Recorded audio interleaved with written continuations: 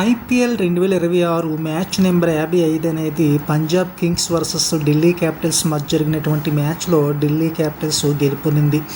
Delhi Capitals toss గెలిచి bowling ఎంచుకుంది. Batting దిగినటువంటి పంజాబ్ కింగ్స్ 20 ఓవర్లలో 5 వికెట్ల నష్టానికి 210 పరుగులు చేశారు.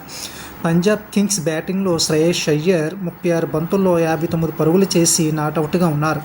ఇక ఢిల్లీ క్యాపిటల్స్ బౌలింగ్లో మాధవ్ తివారీ 4 ఓవర్లు వేసి 40 పరుగులు ఇచ్చి 2 వికెట్లు తీసుకోవడం జరిగింది. తర్వాత బ్యాటింగ్ దిగినటువంటి ఢిల్లీ క్యాపిటల్స్ 19 ఓవర్లోనే 7 వికెట్ల నష్టానికి 216 పరుగులు చేసి మ్యాచ్ గెలుపొందడం జరిగింది.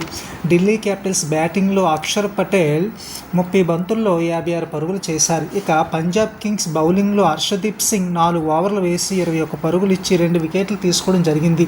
ఇక ప్లేయర్ ఆఫ్ ద మ్యాచ్ అనేది తివారీకి ఇవ్వడం జరిగింది. ఇతడు ఢిల్లీ క్యాపిటల్స్ ప్లేయర్ 4 ఓవర్లు వేసి 40 పరుగులు ఇచ్చి 2 వికెట్లు తీసుకున్నారు.